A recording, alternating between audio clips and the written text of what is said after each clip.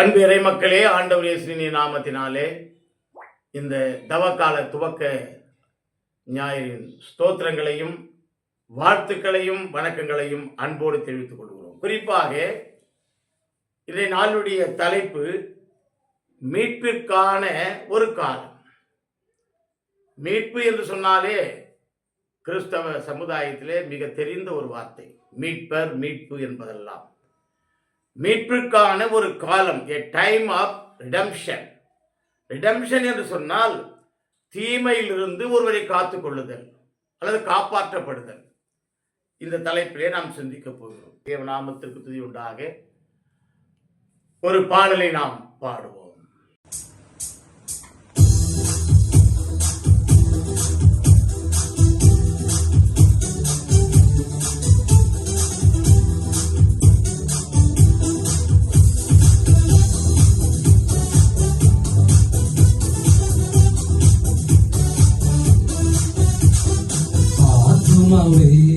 நன்றி சொல்லு உள்ளத்தோடே, ஆத்துமாவே நன்றி சொல்லு உள்ளத்தோடே.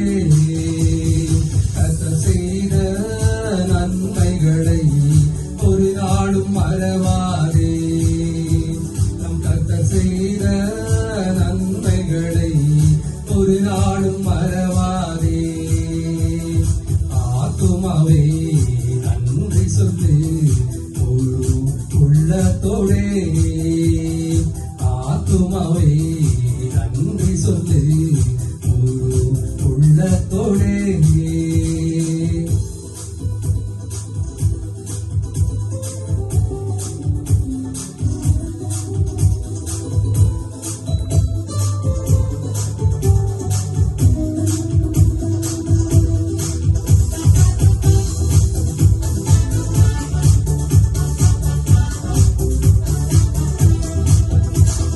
குற்றங்களை மன்னித்தாரே, நோய்களை நீக்கினாரே. குற்றங்களை மன்னித்தாரே, நோய்களை நீக்கினாரே. படுகொடியினின்று மீட்டாரே, ஜீவனை மீட்டாரே. படுகொடியினின்று மீட்டாரே, ஜீவனை மீட்டாரே. செய்த நன்மைகளை ஒரு நாளும் மறவாதே. நம் கர்த்தர் செய்த நன்மைகளை ஒரு நாளும் மறவாதே. ஆத்துமாவே நன்றி சொல்லு உள்ளத்தோடே, ஆத்துமாவே நன்றி சொல்லு உள்ளத்தோடே.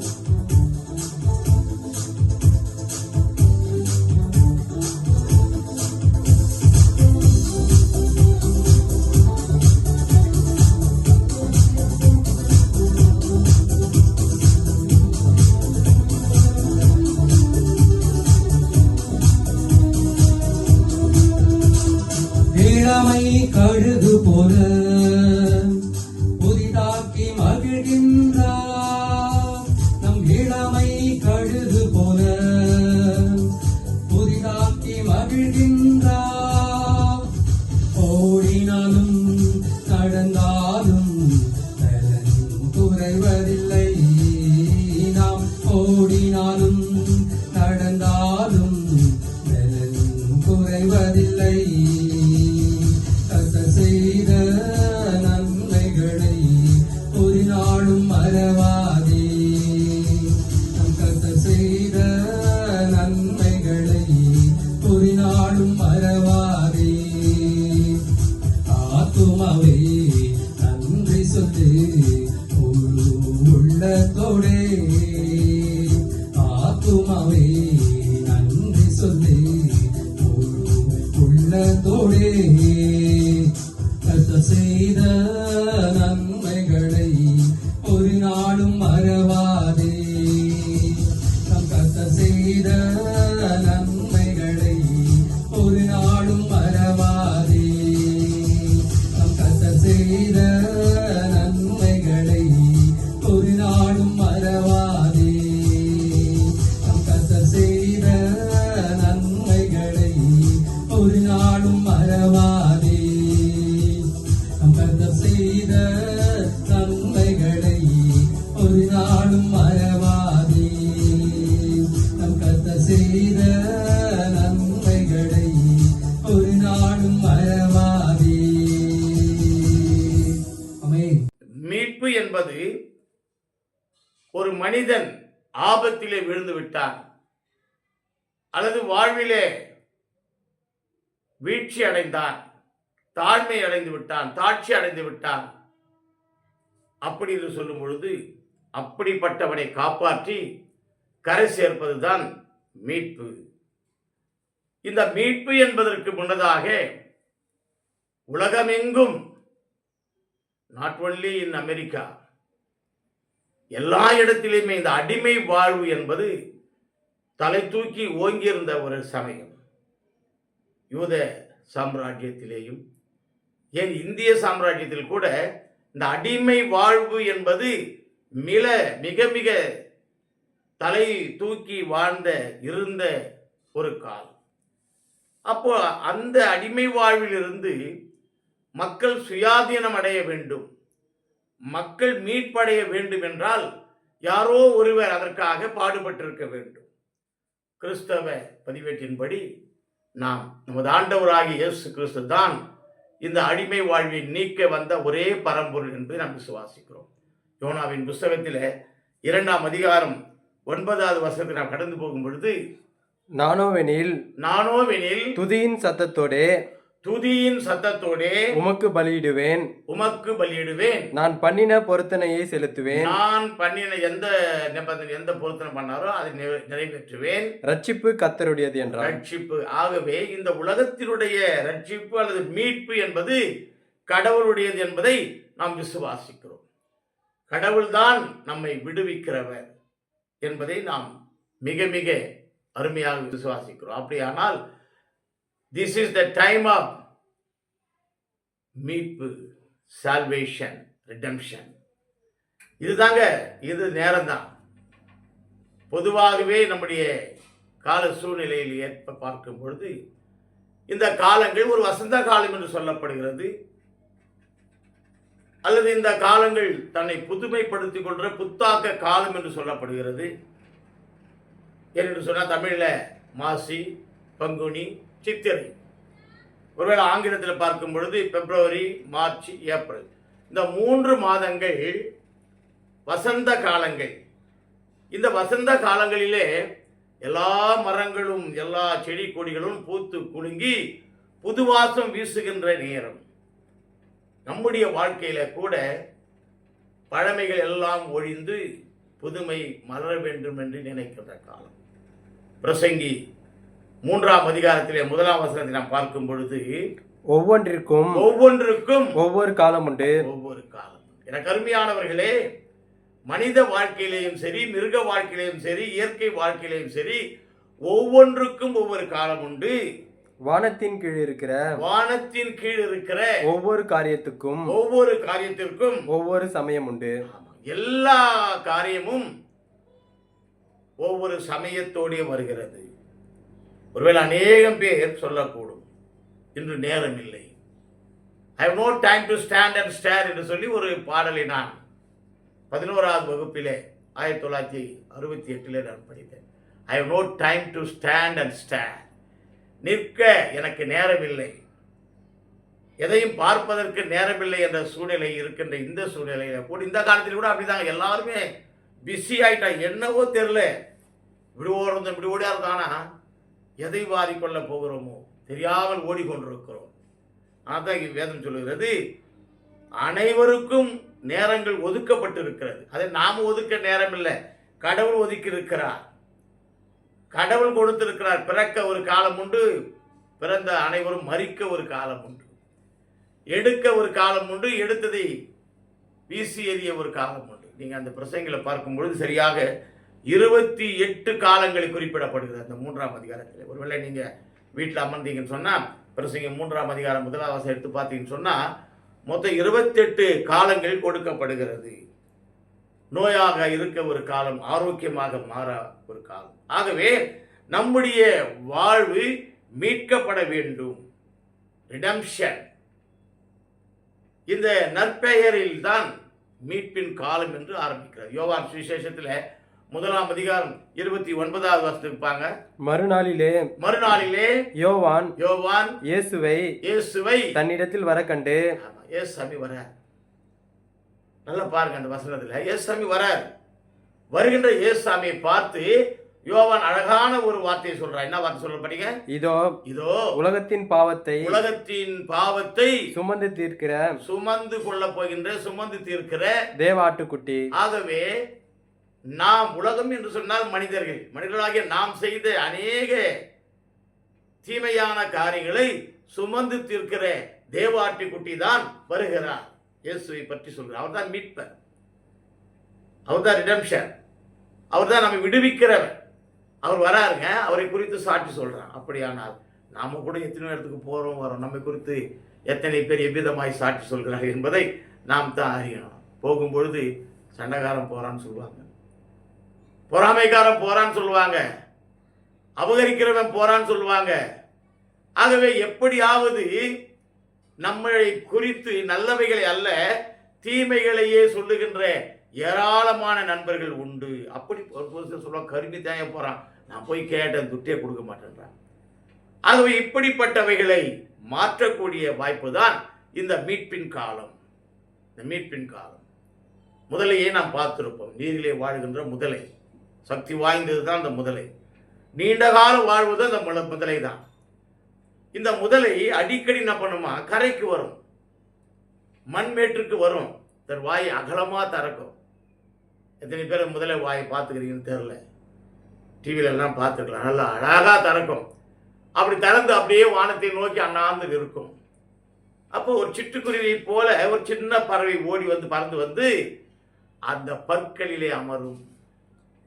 இந்த முதலை அந்த குருவிக்கு எந்த தீங்கும் செய்யாது. அந்த குருவி தானாக ஒவ்வொரு பல் இடுக்குகளிலே காணப்படுகின்ற அழுக்குகளை கொத்தி கொத்தி கொத்தி சுத்தம் செய்து கொண்டே வரும். அவை எல்லாம் கம்ப்ளீட்டா அவருடைய பற்களிலே காணுகின்ற அந்த மாம்சத்தின் பிச்சைகள், அந்த சின்ன சின்ன துணுக்குகள் எல்லாவற்றையும் சுத்தம் பண்ணிட்டு அது பறந்து போயிடும். எனக்கு அருமையானவர்களே, நன்றாக சிந்திக்கணும்.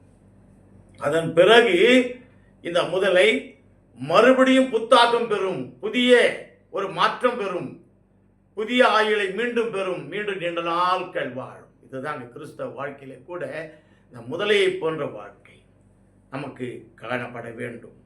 இந்த சிட்டுக்குருவி எப்படி அந்த முதலையுடைய பற்களை எல்லாம் சுத்தம் பண்ணுதோ, அதை போல ஆண்டவராகிய இயேசு கிறிஸ்து இந்த மீட்பின் காலத்திலே நம்முடைய வாழ்க்கையிலே காண்கின்ற அசுத்தங்களை எல்லாம் சுத்தம் பண்ண விரும்புகிறார், சுத்தம் பண்ணுகிறார்.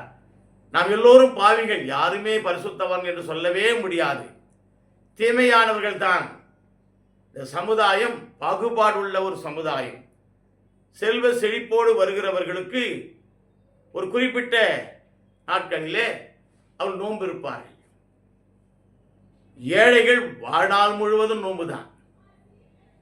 இது செல்வ செழிப்பு மிகுந்து காணப்படுகிறவர்கள் நோன்பு என்பது ஒரு குறிப்பிட்ட நாள், அவனுக்கு எப்போ டயர்டாக இருக்குதோ, எப்போ ரெஸ்ட் வேணுமோ அப்போ கோயிலுக்கு போவான், ஆலயத்துக்கு போவான், தன்னை என்ன பண்ணுவாங்க, ரெஸ்ட் எடுத்துக்கின்னு தன்னை புதுப்பித்துக் கொள்கிறோம் என்று சொல்கிறார்கள். ஆனால் ஏழ்மையுடைய வாழ்க்கை, வறுமை உள்ளவருடைய வாழ்க்கை, அவர்கள் தினம் தினம் கடைபிடிக்கிறது நோன்பு. ஆகவே பணக்காரர்கள் கடைபிடிக்கிற நோன்பு வேறு, ஏழ்மையானவர்கள் கடைபிடிக்கின்ற நோன்பு வேறு. இது மீட்பின் காலம். இந்த மீட்பின் காலத்திலே நாம் என்ன செய்ய வேண்டும்? த டைம் ஆஃப் ரிடெம்ஷன் என்று சொல்லுகிறோமே, இந்த மீட்பின் காலத்திலே முதலாவது நம்மை வெறுமையாக்கி கொள்ள வேண்டும். நாம் ஒன்றுமில்லை என்பதை உணர்ந்து கொள்ள வேண்டும். எல்லாம் அவரே என்பதை அறிக்கை செய்ய வேண்டும்.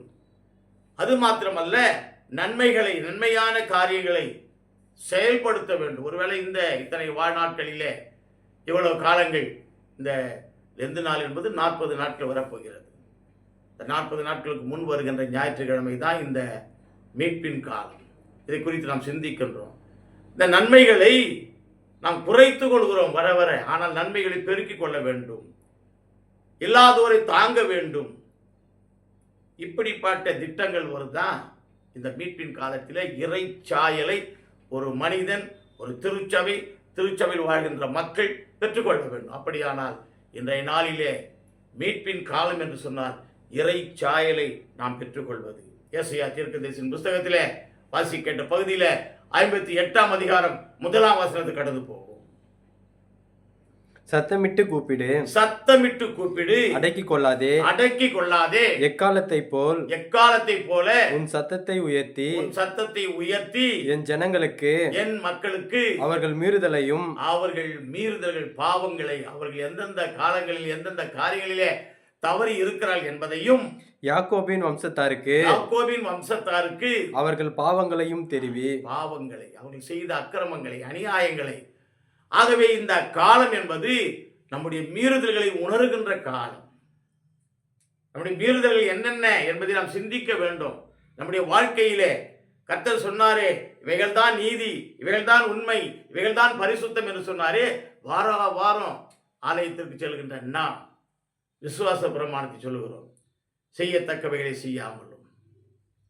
ரொம்ப அருமையான ஒரு வார்த்தை இருக்குதுங்க, செய்யத்தகாதவைகளை செய்தும் வந்தோம். ஐயா, இது வாரம் நாம் சொல்லுகின்ற ஒரு பாடம். செய்யத்தக்கவைகளை செய்யாமலும் செய்யத்தகாதவைகளை செய்து வந்தோம். இங்க ஏசாயா தீர்க்கதரிசி 58வது நூலிலே மிக அழகாய் சொல்கிறான், சத்தமிட்டு கூப்பிடு. அப்படி கூப்பிடும் பொழுது அவர்கள் செய்த மீறுதல்களை, அக்கிரம செயல்களை அவர்களுக்கு அறிவி.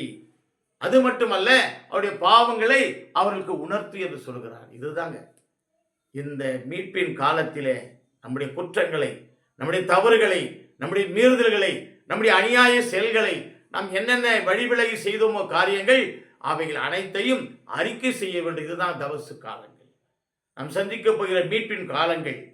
ரோமர் வாசிக்கின்ற பகுதியில் 2ஆம் அதிகாரம் 1ஆம் வசனத்தை நாம் கடந்து போகும் பொழுது அங்கேயும் இதையே தான் சொல்றார். பாருங்க, மற்றவர்களை குற்றவாளியாக தீர்க்கிறவர்களே. ஆமா, யார பாரு, நான் செய்யவில்லை, அவர்கள் தான் செய்தார்கள். நாங்கள் இல்லை, அந்த கூட்டம் தான் செய்தது. வாலிபர் இல்லை, வயதானவர்கள் தான். வயதானவர்கள் இல்லை, வாலிபர் தான். வாலிபர்கள் இல்லை, பெண்கள் தான். இப்படி மற்றவர்களை பிறரை குற்றவாளிகளாக தீர்க்கிற நாமே. நம்மை பார்த்து ஆண்டவர் சொல்றார், தீர்க்கிறவர்களே, நீ யாரானாலும் சரி, நீங்கள் யாராய் இருந்தாலும், எப்படிப்பட்டவராய், பணக்காரம் உடையவராய், பணம் இல்லாதவராய், அதிகாரம் உடையவராய், அதிகாரம் இல்லாதவராய், யாராய் இருந்தாலும் சரி, போக்கு சொல்ல உனக்கு இடமில்லை. ஆமாங்க, உனக்கு சாக்கு போக்கு சொல்ல இடமில்லை. எனக்கு அருமையான நம்முடைய வாழ்க்கையிலே அநேக முறைகளிலே பிறரைத்தான் சுட்டி காட்டி கொண்டிருக்கிறோம். அவர்கள் இப்படி என்று சொல்லி நம்மை பார்க்கிறதற்கு நம்ம ஒரு நேரம் கூட ஒதுக்குறதே கிடையாது. அதை தான் இந்த வசனத்தை சொல்றார். படிங்க, நீ குற்றமாக தீர்க்கிறவைகள் எவைகளோ, நீ யாரை குற்றமாக செய்கிறாயோ அவைகளை நீயே செய்கிறபடியால், நாம தான் செய்யறோம். அந்த தவறுகளை, மீறுதல்களை நாம் தான் செய்து கொண்டிருக்கிறோம். திருச்சபையிலும் சரி, குடும்ப வாழ்க்கையிலும் சரி, சமுதாய வாழ்க்கையிலும் சரி, அரசியலானாலும் சரி, எந்த இடத்திலேயும் யார் என்னென்ன செய்கிறார் சொல்லிக் கொண்டிருக்கிறோமோ அத்துணை தீமைகளையும், தீமையான காரியங்களையும் நாம் தான் செய்து கொண்டிருக்கிறோம். நீ மற்றவர்களை குறித்து சொல்லுகிற தீர்ப்பினாலே உன்னைத்தானே குற்றவாளியாக தீர்க்கிறாய். ஐயா, நான் பிறரை குறித்து சொல்ல அவர்களை அசிங்கப்படுத்த வேண்டும் என்று சொல்ல சொல்ல இந்த மீட்பின் காலத்திலே என்னை நானே தவறாக சொல்லிக் கொள்ளுகிறேன், என்னை நானே அந்த அக்கிரம சிந்தைக்குள்ள ஆழ்த்திக் கொள்கிறேன். ஆகவே தான் இந்த தவசு காலங்கள் என்பது நம்மை அலசி பார்க்கக்கூடிய ஒரு காலமாக இருக்கிறது. ஐயா, நம்மை அலசி பார்க்கணும். எந்த இடத்திலே எந்த தவறு நான் வைத்திருக்கிறேன், எந்த காரியத்திலே நான் தவறு இழைத்திருக்கிறேன், எந்த மீறுதல்களை நான் செய்திருக்கிறேன், எந்த பாவங்கள் எனக்குள்ளதா இருக்கிறது. இவ்விதமாய் நம்மை நாமே அலசுகின்ற காலம்தான் இந்த மீட்பின் காலம். ஆகவே நமக்கு ஒரு மீட்பின் காலம் கொடுக்கப்பட்டிருக்கிறது. இந்த மீட்பின் காலம் தான் இந்த தபசு காலங்கள்.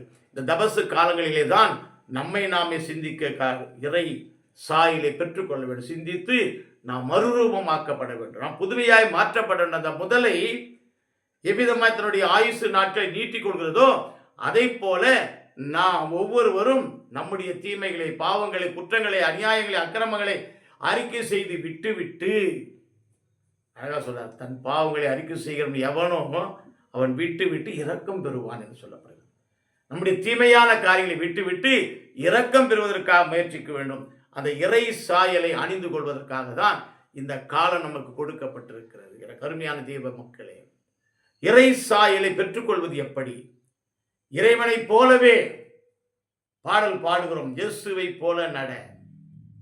ஐயா, நட என்று சொன்னால் இந்த ரஜினியை போல நட, சினிமா ஆக்டர்களை போல நட, இவர்கள் அந்த நட இல்லை.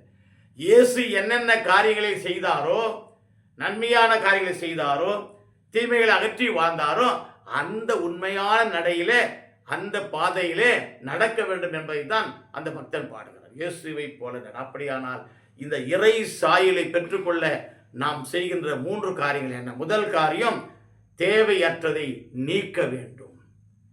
ஐயா, இந்த வாழ்க்கை நிறைய பேர் இந்த 40 நாட்களில் பார்த்தீங்கன்னா தலையில் பூவே இருக்காது, வீட்டில் கரிமீன் வாசனையே வராது. ஐயா, இதையெல்லாம் தேவையற்றது அல்ல, இதெல்லாம் தேவையா? இதெல்லாம் ஆண்டவர் சொல்லவே இல்லை. இதையெல்லாம் ஆண்டவர் சொல்லவே இல்லை. ஏசாயா 58:9 படிங்க. தேவையற்றதை நீக்கு என்று சொல்லுகிற ஆண்டவர், அப்பொழுது நீ கூப்பிடுவாய், அப்பொழுது நீ கூப்பிடுவாய், கர்த்தர் மறு உத்தரவு கொடுப்பார். இந்த இறை சாயலை பெற்றுக்கொள்ள வேண்டுமானால் என் வாழ்க்கையிலே தேவை இல்லாதது, தேவை உடையது என்று சொல்லல, தேவை இல்லாதது எது எதுவோ அதையெல்லாம் நான் சிறகழிக்கணும். ஐயா, வருஷத்துக்கு 1 முறையோ 2 முறையோ தென்னை மரத்து மேலே ஏற வைக்கிறாங்க. மட்டை அது ஜல்லி எல்லாத்தையும் எடுத்து போட்டு சுத்தம் பண்ணி அந்த புதுமையான இலைகளை வைத்து தான் அது மறுபடியும் பூக்கிறது, காய்க்கிறது ஆகும். அதே மாதிரி தான் எல்லா மரங்களும். படிங்க. நீ சத்தமிடுவாய், நீ சத்தமிடுவாய், இதோ நான் இருக்கிறேன் என்று, இதோ நான் இருக்கிறேன் என்று சொல்லுவார். நுகத்தடியையும். ஆமாங்க. எப்படி என்று சொன்னால் இந்த தேவை இல்லாததை நாம் நீக்க வேண்டும். அதற்கு முன்னதாக ஒரு பாடலை கூட நாம் நினைவு வருது. தேவை இல்லாதது, எந்த நீதிகள் என் கண்கள் முன்னமே இடைவிடாதீரு கையிலே, உந்தன் மிகும் கேருபை ஓ மிகவும் பெரிதே, உந்தன் மிகும் கேருபை ஓ மிகவும் பெரிதே. அப்படி என்று அழகான ஒரு பாடல் வேதத்திலே பாடுவோம், கீர்த்தனையிலே பாடுவோம். எந்த அநீதிகள் என் கண்கள் முன்பா இருக்கிற. சங்கீதம் 51:3 படிங்க. சங்கீதக்காரன் அழகா சொல்றான் பாருங்க. என் மீறுதல்களை நான் அறிந்திருக்கிறேன், என் பாவங்கள், என் குற்றங்களை நான் அறிந்திருக்கிறேன். என் பாவம் அவைகள் எப்பொழுது எனக்கு முன்பாகவே நின்று கொண்டிருக்கிறது. நீ தவறு செய்தாய், தவறு செய்தாய், தவறு செய்தாய், தேவ சமூகத்தை விட்டு இறங்கி விட்டாய். இதோ இது மன்னிப்பின் காலம், இது மீட்பின் காலம், இது தவணையின் காலம். இந்த காலத்திலே உன்னை ஆண்டவருக்கு அர்ப்பணி.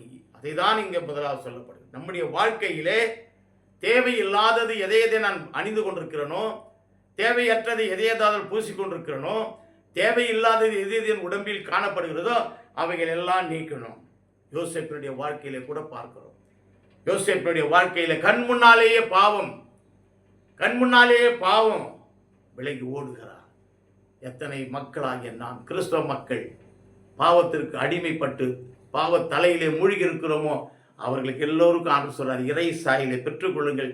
இறை சாயலை பெற்றுக்கொள்ள வேண்டுமானால் தேவையில்லாத எதுவும் வாழ்க்கையிலே அதை நீக்க வேண்டும். அதான் சொன்னாங்க. 58:9 படிங்க மறுபடியும். அப்பொழுது நீ கூப்பிடுவாய், அப்பொழுது நீ கூப்பிடுவாய், கர்த்தர் மறு உத்தரவு கொடுப்பார். கர்த்தர் மறு உத்தரவு கொடுப்பார். 3 காரியங்களை நம்ம விட்டு நீக்கணும்ன்றார். என்ன படிங்க? நுகத்தடியையும் நுகத்தடியையும் விரல் நீட்டுதலையும். ஆமாங்க, நுகத்தடியை நீக்குவது. நுகத்தடியை நீக்குவது. நுகத்தடியை எப்படி நீக்கிறதுங்க? நுகத்தடி என்பது பாவ வாழ்க்கை. ஆதியிலே இஸ்ரவேல் மக்கள் அடிமைகளா இருந்தாங்க. அவங்க சொல்றாங்க, ஐயா நாங்கள் நுகத்தடி என்பது இந்த நம்ம ஒருவேளை நிறைய பேருக்கு தெரியாது. ரெட்டை மாட்டு வண்டியில், ஒத்த மாட்டு வண்டியில் மாட்டுக்கு கழுத்தில் மேலே விற்கிறது தான் நுகத்தடி. ஏர் ஊட்டும்பொழுது கூட, ஏர் விழும்போது கூட அந்த நுகத்தடி இதை வச்சு தான் அனுப்பாங்க. அப்போது இது நல்ல பாரமாக அழுத்தம் காலில் வச்சு அழுத்துவாங்க, நல்லா பூமியில் படினதுக்காக. இதுதான் நுகத்தடி. ஆக இந்த பாவ பாரங்கள் நம்மை அழுத்தி கொண்டிருக்கிறதே, இந்த நுகத்தடியை என்ன பண்ணமா? அகற்றுவது. இதுதாங்க வேலை. இறை சாயலை ஒரு மனிதன் பெற்றுக்கொள்கிறார் என்று சொன்னால், கடவுள் சொன்னாரே, ஓ தாகமாய் இருக்கிறவர்கள் நீங்கள் எல்லாரும் இடத்திலே வாருங்கள், நான் உங்களுக்கு இளைப்பாறுதல் தருவேன் சொன்னாரே. அந்த இளைப்பாறுதலை நாம் கொடுக்கிறோம் என்று சொன்னால், முதலாவது நம்முடைய வாழ்க்கையிலே இறை சாயலை பெற்றுக்கொள்ள வேண்டும். அந்த இறை சாயலை எப்படி பெறுவது என்று சொன்னால், தேவையற்றதை நீக்க வேண்டும். நுகத்தடி போன்ற பாவமான செயல்கள் என்னென்ன இருக்கிறதோ அவை எல்லாவற்றையும் நீக்க வேண்டும். பாவத்தின் பாரத்தினால் தவித்தேடும் பாவி என்னை, நின் கிருபை பிரவாகத்தால் தேற்றிடும் இயேசுநாதா. நான் பாருங்க, பாவ பாரம், பாவ சுமை, அதான் நுகத்தடி. அந்த நுகத்தடியாலே நான் வருத்தப்பட்டு கொண்டிருக்கிறேனே, இந்த நுகத்தடியை நீக்குவதும். அடுத்தது விரல் நீட்டுதலையும். விரல் நீட்டுதல். விரல் நீட்டுதல்னா ஐயா, விரல் நீட்டுறதுன்னா ஆதியிலே அந்த விரல் நீட்டுற பழக்கம் வந்துச்சுங்கய்யா. ஏதேன் தோட்டத்தில் தான் வந்தது முதலாவது விரல் நீட்டுற பழக்கம். ஆதியாகமம் புஸ்தகத்திலே 3ஆம் அதிகாரம் 11-12 படிங்க. அப்பொழுது அவர் நீ நிர்வாணி என்று வராரியா. ஏசாமி வரார். எப்பவுமே ஏசாமி வந்து இவங்களா கூட அனாவில் விட்டு போற பழக்கம். பூமியில படைத்த ஆதாமை ஏவாளையும் வழக்கம் போல அன்னைக்கு வராரு. இவருடைய எதிர்பார்ப்பு என்ன? என் பிள்ளைகள் ஓடி வந்து என்னை பிடித்துக் கொள்வார்கள். நாம கூட ஒரு வீட்டுக்கு போறோம்னு சொன்னா, அந்த வீட்டில் இருக்கிற குழந்தை ஓடி வந்து நம்ம கையை பிடிக்கும். மாமா வந்துட்டாரு, அப்பா வந்துட்டாரு, பெரியப்பா வந்துட்டாரு, சித்தப்பா வந்துட்டாரு. அந்த ஆசையிலே வராருயா. வந்தா இவங்க 2 பேருமே காணும். யாதமே காணும், யாவானே காணும். அப்போதான் இந்த வார்த்தை சொல்லுங்க, நீ நிர்வாணி என்று. ஆமாம் சொல்றேன். ஆண்டவரே, நாங்க வந்து ஆடை இல்லாமல் இருக்கோம், நாங்கள் ஒழிஞ்சிட்டு இருக்கிறோம். கடவுள், நீ நிர்வாணி என்று உனக்கு அறிவித்தவன் யார்? உனக்கு அறிவித்தவன் யார்? படிங்க. புசிக்க வேண்டாம் என்று, புசிக்க வேண்டாம் என்று நான் உனக்கு விலக்கின விருட்சத்தின் கனியை மீறி விட்டார்களே, நுகத்தடியை சுமந்து கொண்டார்களே, பாவத்தை சுமந்து கொண்டார்களே, பாவத்தை ஏற்றுக்கொண்டார்களே, நான் வேண்டாம் என்று சொன்னேனே, அந்த கனியை புசித்தாயோ என்றார். புசித்தாயோ என்று சொன்னார். சரி, அதோட ஆமா சாமி சாப்பிட்டுட்டேன், கொஞ்சம் குறையும் பாவம், கொஞ்சம் தண்டனையும் குறையும். ஆனா அவன் என்ன சொல்றான் பாருங்க. அடுத்தது, அதற்கு ஆதாம் என்னுடனே இருக்கும்படி தேவரீர் தந்த ஸ்திரீயானவள் பாதியில் பாதியாய், மாம்சத்தில் மாம்சமாய், மரணம் நம்மை பிரிக்கும் வரையிலே ஒற்றுமையாய் ஒழுங்காய் இருப்போம் என்று சொன்னீரே, கொடுத்தீங்களே சாமி. அந்த பெண் தான், அந்த ஸ்திரீ தான் என்ன பண்ணா? அவ்விருட்சத்தின் கனியை, அந்த விருட்சத்தின் கனியை விரல் நின்றது. இன்னைக்கு எத்தனை பேர் ஐயா நீங்க லஞ்சவாணி இல்லைங்க, அவர் தான் வாங்கினாரு.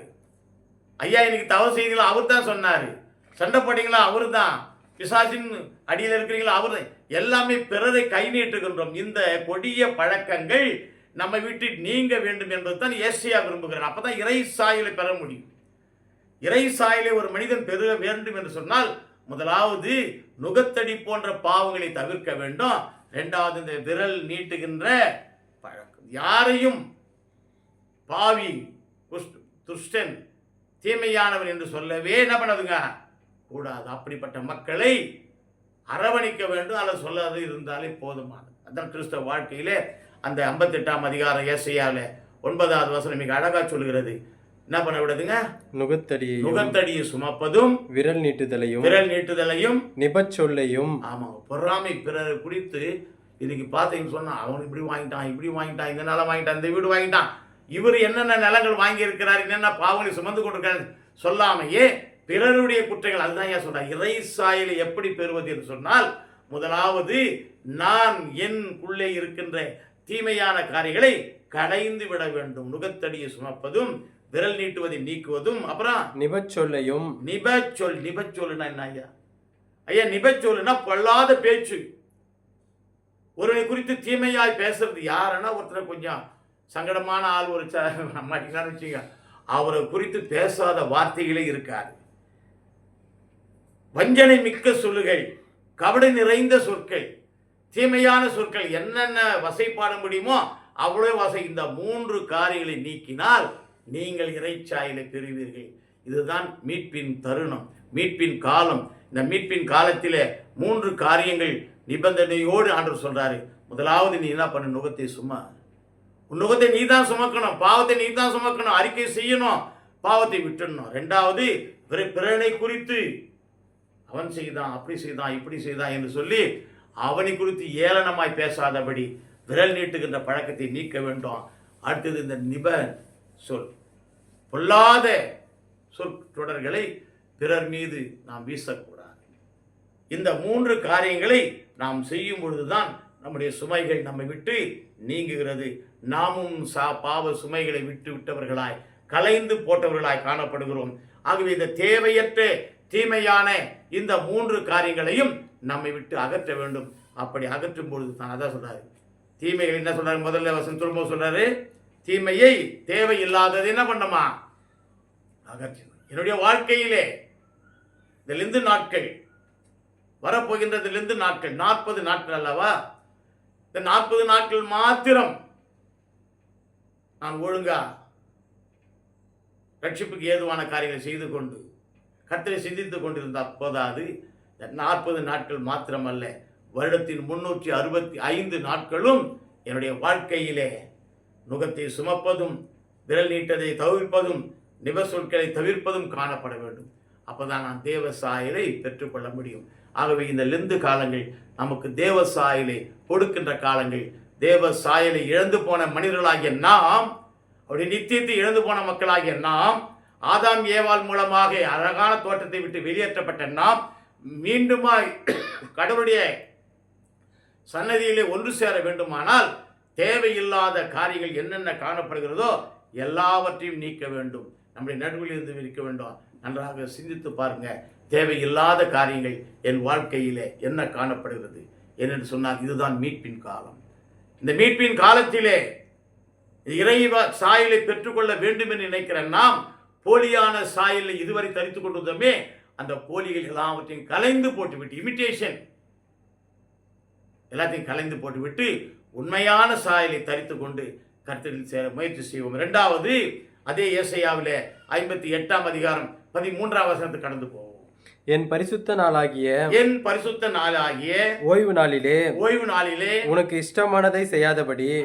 என்ன சொல்ல போறோம்? விருப்பத்தை நீக்க வேண்டும், நம்முடைய சுயத்தை நீக்க வேண்டும். நம்முடைய வாழ்க்கையிலிருந்து ஒழிந்து போனால்தான் கர்த்தருடைய பிரசன்னம் என் வாழ்க்கையிலே காணப்படும். சுயத்தோட நாம் சுற்றி திரிகின்றவர்களாய்த்தான் இது நாள் வரையிலே காணப்பட்டோம். எதற்கெடுத்தாலும் நான், எனது, எப்படி சொல்றேன் பாருங்க.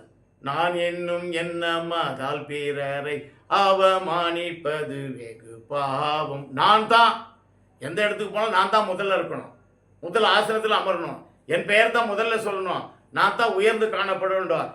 இந்த விருப்பத்தை நீக்க வேண்டும். படிங்க. உன் காலை விலக்கி எதுக்கு விளக்கிங்க? உன் வழிகளின்படி நடவாமலும். உன் வழிகள், நீ எதை எதை நினைச்சு கொண்டிருக்கிறாயோ, வாழ்க்கையிலே உயர்ந்தது நினைத்துக் கொண்டிருக்கின்றாயோ அதையெல்லாம் நீக்கி உன் இஷ்டமானதை செய்யாமலும். உன் இஷ்டமானது விருப்பத்தை, அதான் விருப்பத்தை நீக்க. 2வது முதல்ல தேவையற்றதை நீக்கணும். 2வது விருப்பத்தை நம்ம என்ன பண்ணணுமா நீக்கணும். உன் சொந்த பேச்சை பேசாமல் இருந்து. உன் சொந்த பேச்சை இந்த 40 நாட்கள் மாத்திரமல்ல, அது அடிப்படையில் 40 நாட்கள் ரட்சிப்பின் காலங்கள், மீட்பின் காலங்கள் இருந்தாலும் இந்த 40 நாட்களிலே நாம் ஒழுக்க நெறிகளை கடைபிடித்தால் இது தொடர்ந்து நம்முடைய வாழ்க்கையில வந்துவிடும். அதான் சொல்றாரு, இந்த 40 நாட்களாவது நாம் நம்முடைய விருப்பத்தின்படி நடவாமல் தேவ விருப்பத்தின்படி இறை சாயலை பெற்றுக்கொள்ள வேண்டும் என்ற உன்னதமான குறிக்கோளோட வாழ வேண்டும். படிங்க. ஓய்வு நாளை மனமகிழ்ச்சியின் நாள் என்று கர்த்தருடைய பரிசுத்த நாளை பரிசுத்த நாளை மகிமை உள்ள நாள் என்றும் மகிமை உள்ள நாள் என்றும் சொல்லி சொல்லி அதை மகிமையாக எண்ணுவாயாக. ஆமாங்க. நாம் கர்த்தருடைய எல்லாமே கர்த்தருடைய நாள் தான். கர்த்தர் சிருஷ்டித்த நாள் அதாங்க, கர்த்தர் சிருஷ்டித்த எல்லா நாளும் அதுதான் ஆண்டவர் சொல்றார். ஒவ்வொரு நாளும் எந்த நாளையும் கர்த்தர் தீமை என்று பார்க்கவே இல்லை. எல்லாத்தையும் நன்மை நன்மை நன்மை நன்மை நல்லது நல்லது நல்லது நல்லது என்று தானே கண்டார். ஆகவே ஒவ்வொரு நாளும் நல்ல நாட்களை நம்முடைய விருப்பத்தில் இப்படி நடவாமல் கடவுளுடைய விருப்பத்திற்கு அர்ப்பணித்து நாம் வாழ்வோம். காண ஒரு திருமணத்திலே ஒரு நிகழ்ச்சி நடைபெறுகிறது. சுவிசேஷத்தில் 2ஆம் அதிகாரம் 5ஆம் வசனத்தை கடந்து போவோம். அவருடைய தாய் வேலைக்காரரை நோக்கி, வேலைக்காரன் போய் சொல்றாங்க, ஐயா கல்யாண வீட்டில் திராட்சை குறைஞ்சிச்சு, எல்லாருக்குமே தெரியும் இந்த நிகழ்வு. அப்ப அந்த அம்மா என்ன சொல்றாங்க, அவர் உங்களுக்கு என்ன சொல்கிறாரோ அவர் என்ன சொல்கின்றாரோ அதன்படி செய்யுங்கள் என்றால். என்னையா வந்து கேக்குறீங்க? I am not the responsible person. அவர் தான். ஆகவே என்னுடைய விருப்பம் அல்ல, அவர் விருப்பம். அவர் என்ன செய்ய நினைக்கிறாரோ அதை செய்யட்டும். அவருடைய நேரம், அவருடைய மீட்பின் காலம். ஆகவே அவருடைய சாயலை நான் பெற்றுக்கொள்ள வேண்டும், அவ்வளவுதான். அவருடைய சாயலை பெற்றுக்கொள்ளனா விருப்பம் என் விருப்பம் அல்ல, அவருடைய விருப்பம். அவர் என்ன சொல்கிறாரோ அதன்படி செய்யுங்கள். வாட் எ கிரேட் வேர்டு பாருங்க, என்ன அழகான ஒரு வார்த்தை, பெரிய வார்த்தை இல்லையா? நம்முடைய வாழ்க்கையிலே அவர் செயல்படுவதற்கு நாம் இடம் தருகிறோமா? நம்முடைய விருப்பம் தான் மேலோங்கி நிற்கிறது. நான் என்ற அகந்தை, நான் என்ற செல்வாக்கு, நான் என்ற சிறப்பு, நான் என்ற மகிழ்ச்சி, ஆகவே இவைகள் தான் மேலோங்கி இருக்கிறதே தவிர இறை சாயலை பெற்றுக்கொள்ள வேண்டுமானால் இரண்டாவதாக என்னுடைய வாழ்க்கையில் இருக்கிற விருப்பங்களை நான் களைந்து போட வேண்டும் என்பதை நாம் மறந்து விடுகிறோம்.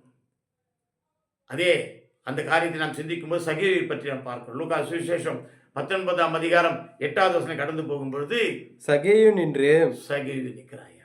இது நல்லா எல்லாருக்குமே இதுவும் தெரிஞ்ச நிகழ்ச்சி தான். வழியில போறான், நின்று கர்த்தரை நோக்கி ஆண்டவரே ஆண்டவரே என் ஆஸ்திகளில் பாதியை. அங்கே சுயம் நீங்குகிறது. இதாங்க விருப்பத்தை நீக்கிறான். அவன் விருப்பத்தை நீக்கிறான். ஆண்டவரே நான் யார் இடத்துல அநியாயமா வாங்கினா எல்லாத்தையும் திருப்பி கொடுத்துட்றேன், எனக்கு வேணாம், எனக்கு வேணும்னு தானே வாங்கினா, வேணும் வேணும் வேணும். இந்த உலகத்தில் எல்லா மக்களும் தனக்கு வேண்டும் வேண்டும் என்று நினைக்கிறார்களே, அவைகளை இயேசுவோடு கூட வரும்பொழுது, இந்த மீட்பின் காலத்திலே இயேசுவோடு சந்திக்கும் போது, சஞ்சரிக்கும் பொழுது இந்த சகேயு நினைக்கிறான், இவைகள் எல்லாம் எனக்கு வேஸ்ட். இதுவரையிலே நான் எவைகளை பற்றி கொண்டிருந்தனோ அவைகளெல்லாம் விரும்பத்தகாதவை, வேண்டத்தகாதவை, அவைகளை எல்லாம் விட்டு விட்டு அவன் என்ன பண்றாங்க, சுயம் மாறுகிறது. ஆண்டவர் இதெல்லாம் வானசாமி எனக்கு சொல்லு படிங்க. நான் ஒருவனிடத்தில் எதையாகிலும் அநியாயமாய் வாங்கினது உண்டானால் நாளத்தனியாக திருப்பி செலுத்துகிறேன். 4 times. ₹1 வாங்கினா 4 ரூபாய், 40 ரூபாய் வாங்கினா 120 ரூபாய் திருப்பி கொடுத்துறையா. 1000 ரூபாய் வாங்கினா 4000 ரூபாய் திருப்பி கொடு. எவ்வளவு பெரிய மனசு பாருங்க. இதுவரையிலும் இந்த பணத்துக்காக தான் அவன் அவஸ்தைப்பட்டான், ஆசைப்பட்டான், இதுதான் வேண்டும் வேண்டும் சேர்த்து கொண்டான். ஆனால் இந்த மீட்பின் காலம் வந்தவுடனே இறை சாயலை அவன் பெற்றுக்கொள்ள வேண்டும் என்ற உன்னதமான நோக்கத்தோடு சாமியிட்ட சொல்றான், நான் எல்லாத்தையும் கொடுத்துறேன் சாமி. தன்னுடைய சுயத்தை மாற்றுகின்றான். சுயம் மாறுகின்றது, விருப்பம் நீங்குகிறது, தேவ கிருபை பெருகுகிறது. அவ்வளவுதாங்க இந்த இடத்துல.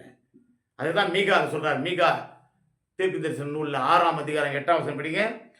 மனுஷனே நன்மை இன்னதென்று அவர் உனக்கு அறிவித்திருக்கிறார். அவர் உனக்கு அறிவித்திருக்கிறார். இன்னைக்கு பார்த்தீங்கன்னா உலகத்தில் நன்மை செய்கின்றவர் ஒருவருமே இல்லை. எல்லோரும் தீமை செய்து தேவ மகிமையை அற்றவர்களாய் போனார். எல்லாருமே நாட் ஒன்லி சபையார், நாட் ஒன்லி ஊழியர், not only reverence, not only bishop, இந்த உலகத்தில் இருக்கிற அனைவருமே தவறுகளை செய்கிற. படிக்க மறுபடியும் நியாயம் செய்து நியாயம். அப்படிப்பட்ட மக்கள் நமக்கு சொல்றாரு, இது கிருபையின் நாட்கள். இந்த மீட்பின் காலத்திலே நீங்கள் நியாயத்தை செய்யுங்கள். இதுவரையிலே நீங்கள் அநியாயமாய் தான் செய்து வந்தீர்கள். எல்லா காரியத்திலேயும் நன்றாக சிந்தித்து பார்க்கணும். என்னுடைய வாழ்க்கையில நான் என்னென்ன அநியாயங்களை செய்திருக்கிறேன், என்றாவது ஒரு நாள் நியாயத்தை கடைபிடித்திருக்கிறேனா, நியாயத்தை பேசியிருக்கிறேனா, நியாயத்தின்படி நடந்திருக்கிறேனா, நியாயத்தை ஊன்றுகோலாய் பிடித்திருக்கிறேனா? இல்லையே. நியாயம் என்பது என்னவென்றே நமக்கு தெரியாதே. அந்த சூழ்நிலையிலே ஆண்டவர் இங்க மீகால சொல்றாரு, நியாயம் செய்து இரக்கத்தை சிநேகித்து, இரக்கத்தை, கருணையை, கிருபையை என்ன செய்து உன் தேவனுக்கு முன்பாக, நம்முடைய ஆண்டவருக்கு முன்பாக மனத்தாழ்மையாய் நடப்பதை. இந்த இறைச்சாயலை பெற வேண்டுமானால் 3 காரியங்களை செய்யணும்னு சொன்னேன். முதலாவதாக நம்முடைய சுயத்தை, நம்முடைய தேவைகள் எவைகளோ அவைகள் எல்லாம் நீக்கணும் ஐயா முதல்ல. 2வது விருப்பத்தையே நீக்கணும். நம்ம விருப்பம், நான் அல்ல சுவாமி, இனி நான் அல்ல, நீரே என் வாழ்க்கையிலே, நீர்தான் எல்லாம் என்று சொல்லுகின்ற நிலைமையிலே நாம் மாற்றப்பட வேண்டும். ஆகவே நியாயத்தை செய்யணும், இரக்கத்தை செய்யணும், மனத்தாழ்மையை என்ன பண்ணணுமா, அணிந்து கொள்ள வேண்டும். இந்த 3 காரியங்களோடு நாம் செயல்படும் பொழுது மிக சிறப்பாக நம்முடைய விருப்பம் இல்லாத ஒரு வாழ்க்கை நமக்கு கிடைக்கும் என்று மிக அழகாக இறை சாயலை பெற்றுக்கொள்வதற்கு 2வது காரியம் விருப்பம் அனைத்தையும் நீக்க வேண்டும். அதே ஓசியா புத்தகத்தில் 6ஆம் அதிகாரம் 6ஆம் வசனம் படிங்க. பலியை அல்ல இரக்கத்தையும். என் ஆண்டவர் பலியை அல்ல, நிறைய பேர் நிறைய இடத்துல ஆடு பலி, மாடு பலி, எப்படின்னா கோழி பலி, கொக்கு பலி, என்னென்ன பலியோ செலுத்துறாங்க. ஆனா இவன் என்ன சொல்றான் படிங்க, தகன பலிகளை பார்க்கிலும் தேவனை அறிகிற அறிவையும். ஆமாங்க, தேவனை அறிகிற அறிவையும் விரும்புகிறேன். அவருடைய விருப்பம் என்ன பாருங்க, ஆண்டவரை உண்மை அறிந்து கொள்வது தான். ஆக என்னுடைய வாழ்க்கையிலே தேவையற்றதை நான் நீக்க வேண்டும், விருப்பத்தை நீக்க வேண்டும். 3வதாக ஒரு காரியத்தை சொல்றாரு பாருங்க. அதே ஏசாயா புத்தகத்துல 58ஆம் அதிகாரம் 7ஆம் வசனம் படிங்க. பசி உள்ளவனுக்கு உன் ஆகாரத்தை பகிர்ந்து கொடுக்கிறதும். வாழ்க்கையிலே பகிர்தல் இருக்க வேண்டும், நன்மை செய்தல் இருக்க வேண்டும், பிறரை பேணுதல் இருக்க வேண்டும். இது காணப்படுகிறதா? இதுதாங்க ஆண்டவர் கேட்கிறார். ஐயா, பிறருக்கு நீ செய்து கொண்டிருக்கிறாயா, நன்மை செய்கிறாயா? ஐயா, நான் நன்மை செய்கிறேன் அப்படின்னு குழி தோண்டி இருப்பான் பின்னால். அப்படியா இல்லை, நன்மை செய்கிற வாழ்க்கையை நாம் உடையவர்களாக இருக்கிறோம் என்று சொன்னால் நம்முடைய வாழ்க்கையிலே பகிர்தல் என்கிற உணவு. நிறைய பேர் சொல்லுவாங்க, ஐயா இருக்கிறதுல பகிர்தல் அல்ல, இல்லாமையில் பகிர்தல். ஐயா, என்னிடத்துல ஒன்றுமே இல்லை, சாப்பிடுவதற்கு ஒன்றுமே இல்லை என்று சொன்னாங்களே இந்த ஏழை விதவை, எலியா தாத்தாவை பார்த்து சொன்னாங்களே, ஒன்றுமே இல்லை, நைட்டுக்கு மட்டும்தான் ஏன் சாப்பிட போறோம், ஒரே ஒரு அப்பத்துக்கு மாத்தான் இருக்கிறது மாவு, அது நானும் என் பிள்ளையும் சாப்பிட்டு நாளைக்கு செத்துற போறோம். அந்த நிலைமையிலே நாம் தள்ளப்படும் பொழுது படிங்க, பசியுள்ளவனுக்கு. ஆமாங்க, அந்த நிலைமையிலே நாம் தள்ளப்படும் பொழுது என் ஆண்டவர் சொல்றாரு, ஒரு பசியோடு எலியா மாதிரி ஒருத்தர் வந்தால முதல்ல அவருக்கு என்ன பண்ண, உன் ஆகாரத்தை பகிர்ந்து கொடு. எத்தனை பேர் இதற்கு ரெடியா இருக்கு? இருக்கிறத எடுத்து கொடுக்குறவனை பற்றி நான் பேசலைங்க. இது இருக்கிறவர்கள் ஏராளமான பேர் ஒரு குறிப்பிட்ட நாட்களிலே வைத்துக்கொண்டு அந்த நாட்களிலே அவர் உபவாசம், நோன்பு, அப்படி இப்படி சொல்றாங்க. ஆனால் இல்லாதவர்களுக்கு தினம் நோன்பாச்சு. இந்த தினம் நோன்பிலே இருக்கிறதையே நீ கொடுக்கிறாயா, பகிர்ந்ததான் ஆண்டவர் சொல்றார். படிங்க. துரத்துண்ட சிறுமையானவர்களை, துரத்துண்ட யார் யார் வெளியேற்றப்பட்டிருக்கிறார்களோ, யார் யார் அநியாயமாய் அகற்றப்பட்டிருக்கிறார்களோ அவர்களை வீட்டிலே சேர்த்துக் கொள்கிறதும்.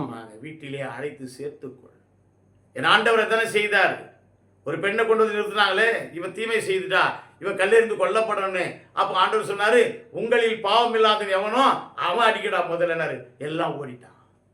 அதாங்க நன்மை செய்தல், பிறருக்கு நன்மை செய்தல். என்னால் முடிந்த வரையிலே, இயன்ற வரையிலே எனக்கு ஒப்புவிக்கிட்ட வேண்டது இந்த நன்மை செய்தல். படிங்க. அப்புறமா, வஸ்திரம் இல்லாதவனை கண்டால் அவனுக்கு வஸ்திரம் கொடுக்கிறதும். இதான் மீட்பின் காலம், ரிடெம்ப்ஷன் என்று சொன்னாங்களே, மனம் மாற்றத்திற்கான காலங்கள். இது மனமாற்றத்திற்கான காலங்கள் என்று சொன்னால், நம்ம இழுத்துக்கொள்கின்ற மீட்கின்ற காலங்கள் என்று சொன்னால், நம்முடைய வாழ்க்கையிலே பிறருக்கு உதவி செய்ய வேண்டும். நான் என்ற அகந்தையோடு அல்ல, பிறருடைய சிந்தனை. அன்றன்றுள்ள ஆகாரத்தை எங்களுக்கு தாரும் என்று சொல்லி ஜெபிக்கிறோம், அப்படி அல்ல. அன்றன்றுள்ள ஆகாரத்தை அனைவருக்கும் தாரும் என்ற ஜெபம் நம்முடைய வேண்டுதலாக மாற வேண்டும். படிங்க. உன் மாம்சமானவனுக்கு உன்னை ஒழிக்காமல் இருக்கிறதும். பேர் தன்னுடைய மாம்சமானவனுக்கு தன்னை மறைத்து கொண்டிருக்கிறோம். கொஞ்சம் பலர் மேலான மக்கள் இருக்கும்போது அங்கே போயிட்டான்னா, நான் அப்படிப்பட்ட கீழ்த்தரமான சாதியில இல்லை, நான் உயர்ந்த சாதியில பிறந்துடுவேன் இப்படி என்று சொல்லி மாறிவிடுவது அல்லையா. இதைதான் ஆண்டவர் சொல்றாரு. நன்மையை செய்யணும், பகிர்ன்னு சொன்னா எதிராக நன்மைனா, உன் மாம்சமானவனுக்கு ஒழிக்க கூடாது. ஐயா, எனக்கு ஒருத்த ஒழிச்சிட்டான், பிரேயர்னு கூப்பிட்டா. ஐயா, பெரிய பிரேயர்னு கூப்பிட்டு நான் போனேன். லிஃப்ட்டை வச்சு 3வது 4வது நினைக்கிறேன், 4வது அடுக்கில் கூப்பிட்டு போனான். உள்ளே போன உடனே ஜோம் எல்லாம் அவன் என்ன சொன்னான் தெரியுங்களா? ஐயா, பாட்டெலாம் பாட வேணாம், ஏன்பா பாடவானா? ஐயா சத்தம் போட்டு பாடினா பக்கத்து வீட்டுக்காரன் இந்து. சரி, அவனுக்கு என்ன டிஸ்டர்ப் ஆகும்? நம்ம கதவெல்லாம் மூட்டுக்கிறப்ப இல்லைங்கய்யா, நான் என்னை கிறிஸ்தவன் என்று சொல்லி, இயேசுவை ஏற்றுக்கொண்டவன் என்று சொல்லி, இறைச்சாயலை பெற்றுக்கொண்டவன் என்று சொல்லி இதுவரையிலே நான் சொல்லவில்லை. நான் அவர்களோடு அவர்களாக இருக்கிறேன். ரொம்ப சந்தோஷம். பன்றியோடு பன்றியாய் இருப்பதும், குதிரையோடு குதிரையாய் இருப்பதும், கழுதையோடு கழுதையாய் இருப்பதும் சால சிறந்ததே சொன்னா. ஐயா, நான் அவர்களோடு அவர்களாக இருக்கிறேன். ஆகவே நீங்கள் வந்தீங்களா, மெதுவாக கத்தி ஜெபம் பண்ணாதீங்க, மெதுவாக பண்ணிட்டு போங்க. அப்போ தான் சொன்னேன், ஐயா, உன் இனத்தானுக்கு நீ உன்னை ஒழிக்கின்றாயே, நன்மை செய்யவில்லையே, பகிர்ந்து கொடுக்கவில்லையே, நீ யார் என்பதை மற்றவர்கள் சொல்லுவதற்கு ஐயப்படுகிறாயே. ஆகவே உன்னுடைய வாழ்க்கையிலே நன்மையே கிடைக்காத ஒரு சூழ்நிலை வரக்கூடும் என்று சொல்லி தைரியமா சொன்ன. படிங்க அப்புறம். இனத்தானுக்கு உன்னை ஒழிக்காமல் இருப்பதும் அல்லவோ எனக்கு வந்த உபவாசம். ஆண்டவர் உபவாசத்தை குறித்து சொல்லும்போது சொல்றார், இந்த மீட்பின் காலங்களிலே எதுக்கெடுத்தாலும் கிறிஸ்தவர்கள் பார்த்தீங்கன்னு சொன்னா முகவாடலா இருப்பான். என்ன ஐயா முகவாடலா இருக்கிறீங்களே? ஐயா, இன்னைக்கு நான் உபவாசம், பாஸ்டிங், காலையிலேருந்து பாஸ்டிங், மத்தியானத்து பாஸ்டிங், 3 நாளா பாஸ்டிங், 40 நாளா பாஸ்டிங். இந்த பாஸ்டிங் எல்லாம் ஒன்றும் கிடையாது, வெறும் பாஸ்டிங் தான். உண்மையான பாஸ்டிங் வர வேண்டுமானால் நீங்கள் யார் என்பதை உணர்ந்து என்ன பண்ணுங்க, தேவை இல்லாததை நம்முடைய வாழ்க்கை விட்டு நீக்கணும். விருப்பம் எதுவோ, நான் விரும்பி நாடுகிறேனே அந்த விருப்பத்தை என்னை விட்டு நீக்கணும். நன்மை செய்வதிலே, பகிர்ந்து கொள்வதிலே முன்னதாக இருக்க வேண்டும். அப்போஸ்தலர் புத்தகத்திலே 10ஆம் அதிகாரம் 38ஆம் வசனம் கடந்து போகும் பொழுது, நசரேயனாகிய இயேசுவை தேவன் பரிசுத்த ஆவியினாலும் வல்லமையினாலும் அபிஷேகம் பண்ணினார். அபிஷேகம், இந்த அபிஷேகத்தை நீங்கள் நான் கூட பெற வேண்டும். இயேசுசாமிக்கு மட்டுமல்ல, அந்த தூய ஆவியானவராலே நாங்கள் நாம் அபிஷேகம் பெற வேண்டாம். அதுதான் இந்த மீட்பின் காலம். மீட்பின் காலத்திலே கர்த்தருடைய பாதத்திலே தரித்திருந்து இந்த அபிஷேகத்தை பெற்றுக்கொள்ள வேண்டும். அது மட்டுமல்ல, தேவன் அவருடனே கூட இருந்தபடினாலே அவர் நன்மை செய்கிறவராயும், இயேசு நன்மை செய்கிறவராகவே சுற்றித் திரிந்தார். அல்லேலூயா. எனக்கு அருமையானவர்களே, நன்மைகளை என்னதென்று நமக்கு அறிந்திருந்தும் அந்த நன்மையை செய்யாமல் தீமைகளே செய்து வருகிறோமே. பகிர்ந்து கொடுத்தல் நம்முடைய வாழ்க்கையில் இல்லையே, பிறகு உதவுதல் நம்முடைய வாழ்க்கையில் இல்லையே, நம்மை மறைத்துக் கொள்கிறோமே, தீமையான காரியங்களை சிந்திக்கின்றோமே. இவை எல்லாவற்றையும் அகற்றினால்தான் இறை சாயலை நாம் பெற்றுக்கொள்ள முடியும். அதுதான் என் மீட்பின் காலம். இந்த மீட்பின் காலங்களிலே நீங்களும் நானும் இயேசுவை போல மாற வேண்டும், இயேசுவை போல நடக்க வேண்டும், இயேசுவை போல உதவ வேண்டும், இயேசுவை போல பேச வேண்டும், இயேசுவை போல மாறி நம்முடைய வாழ்க்கை மாற்றம் அடைய வேண்டாம். இங்க பாருங்க, நன்மை செய்கிறவராகவே. இயேசு ஒருபொழுதும் தீமை தன்னுடைய வாழ்க்கையில செய்யவில்லையே. தீமையை செய்ய பொழுதும் அவர்களை பார்த்து, ஐயா வெட்டிட்டானே, வெட்டினவனை பார்த்து சொன்னார், ஏன் அவனை வெட்டின? அந்த காதை எடுத்து ஊதி அவன் காதில் வச்சார். என்ன அருமையான ஒரு அற்புதத்தை கடைசியிலே கூட என் ஆண்டவர் செய்கிறார். அது மாத்திரமல்ல, யோவான் புத்தகத்திலே 5ஆம் அதிகாரம் 8வது வசனம் படிங்க. இயேசு அவனை நோக்கி, ஆமா, இது நல்லா தெரிஞ்சிருக்கும். 38 ஆண்டுகளாக பிணியாளியாய் இருந்த ஒருவனை இயேசுசாமி நோக்கி, எழுந்திரு, உன் படுக்கையை எடுத்துக்கொண்டு நட என்றார். அவன் முடியாதவனா இருக்கிறான். 38 வருஷமா, 1 வருஷம் 2 வருஷம் 3 வருஷம் அல்ல. 1 வருஷம் இருந்தாலும் நமக்கு சலிப்பு, 2 வருஷம் இருந்தாலும் அதை விட இன்னும் சலிப்பு, 3 வருஷம் தான் நம்மளே சாவடிச்சு போகுது. அப்படிப்பட்ட நிலைமை அல்ல. 38 ஆண்டு காலமாய் பிணியாளியாய் இருந்தவனை ஆண்டவர் நோக்கி, உன் படுக்கை நன்மை செய்கிறார். அப்படி அந்த 38 வருஷம் பாருங்க. 7ஆம் வசனம் படிங்க. அந்த யோவான் சுவிசேஷம் 5ஆம் அதிகாரத்தில் 7ஆம் வசனம் படிங்க. அதற்கு வியாதிஸ்தன் ஆண்டவரே, சொல்றாரு, என்ன இதுவரையில 38 வருஷமா இருக்கிறியே, உனக்கு யாரும் குணமளிக்க முற்படலையா, யாரும் உனக்கு உதவி செய்யலையா அப்படின்னு சொல்லும்பொழுது அவன் என்ன சொல்றான், ஆண்டவரே தண்ணீர் கலக்கப்படும் பொழுது என்னை குளத்தில் சமுதாயம் என்னை விட்டு விட்டது, இந்த சமுதாயம் என்னை ஓரங்கட்டி விட்டது, இந்த சமுதாயம் என்னை புறந்தள்ளி விட்டது.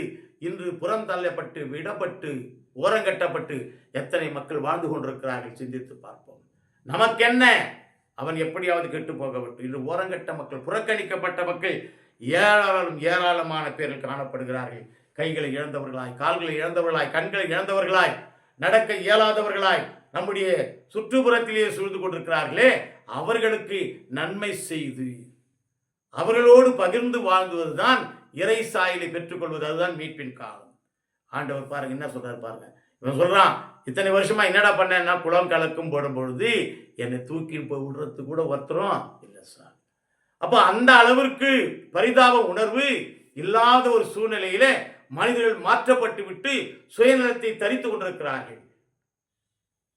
நம்முடைய வாழ்க்கையிலே நீங்களும் நானும் கூட இந்த மீட்பின் காலத்திலே 3 காரியங்கள் நமக்கு தேவையானதை அகற்றிவிட வேண்டும்.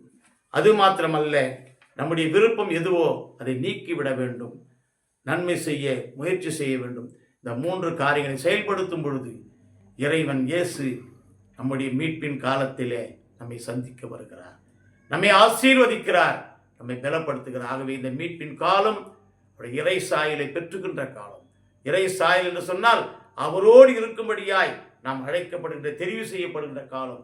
இதை நாம் விட்டுவிட்டால் பிறகு நமக்கு வேற விமோச்சனமே இருக்காது, வேற நாட்களே இல்லை. இதுதாங்க தருணம், இதுதான் கிருபையின் நாட்கள். இந்த கிருபையின் நாட்களை பயன்படுத்திக் கொள்ள தேவன் கிருபை செய்வாராக. ஆமீன். தலைகளை தாழ்த்தி ஜெபிப்போம். நல்ல ஆண்டவரே, இந்த அருமையான நேரத்திற்காய் நன்றியுடைய ஸ்தோத்திரிக்கிறோம் சாமி. உமது கிருபை பெரியதா எங்கள் மத்தியில் இருந்ததற்காய் நன்றி சுவாமி. என்னுடைய வாழ்க்கையில் இந்த மீட்பின் காலத்தை மீண்டும் நாங்கள் சந்திக்க போவதற்காக நன்றியோட ஸ்தோத்திரிக்கிறோம்.